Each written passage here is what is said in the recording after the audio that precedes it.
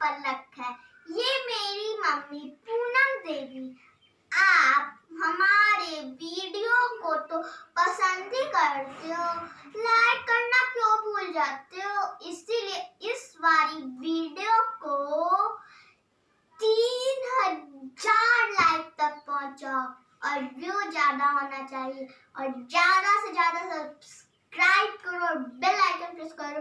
जब भी मैं नया वीडियो बनाऊं तो आपको सारे नोटिफिकेशन मिल जाए।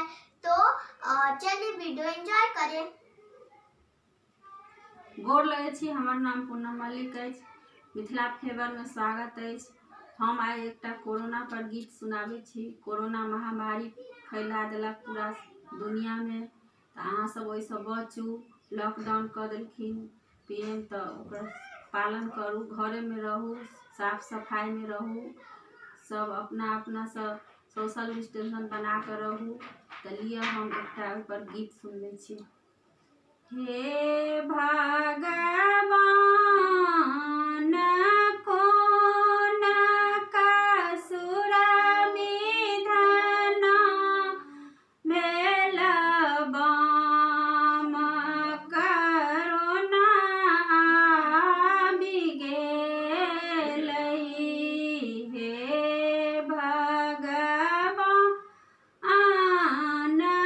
कोन कसुर विधन भेल बाम कोरोना आबि गेलै।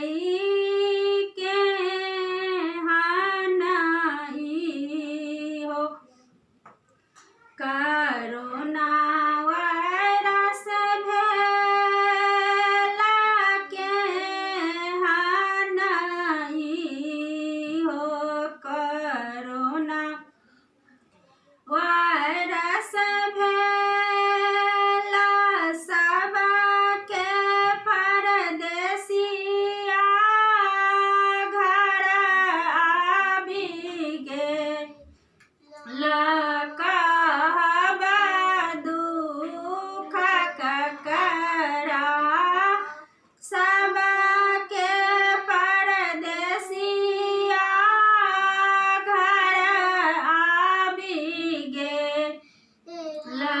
कहब दुख ककरा। हे भगवान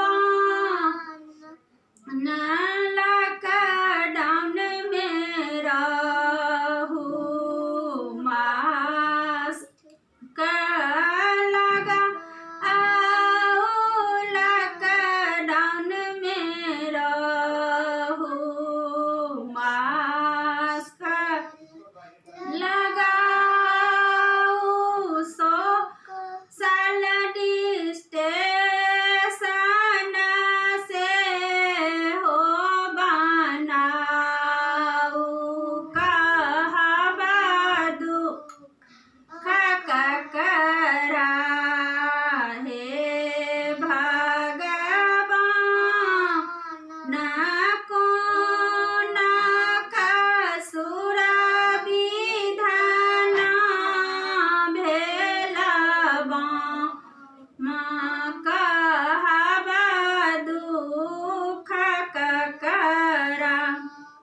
जखन ही कोरोना एहि दुनिया में आयल, जखन कोरोना एहि दुनिया में थर थर काँपए सबके करेज। कहब दुख ककरा। थर थर काँपए सबके करेज।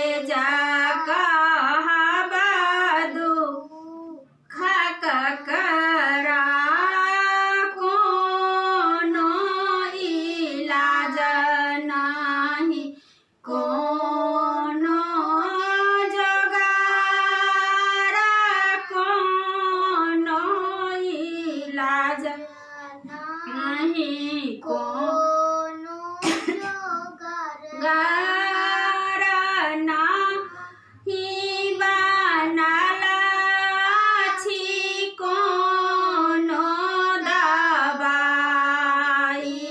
कहबा दुख ककरा नाही बनल अछि कोनो दवाई कहबा दुख ककरा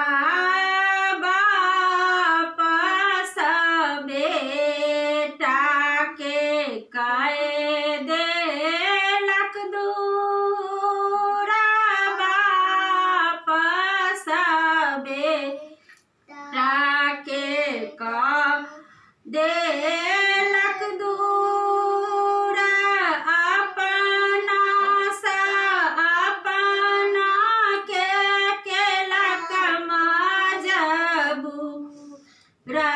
कहबा दुख ककरा हे भगवान कोन कसुर विधान भेल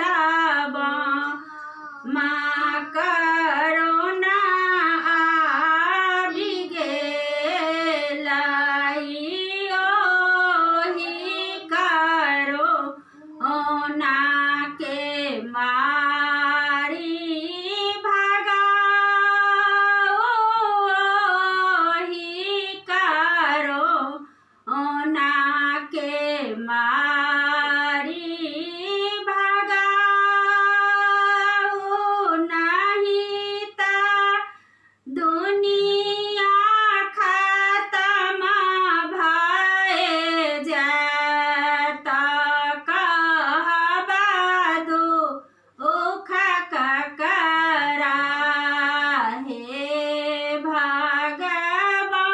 भगवान कोन कसुर विधान भेल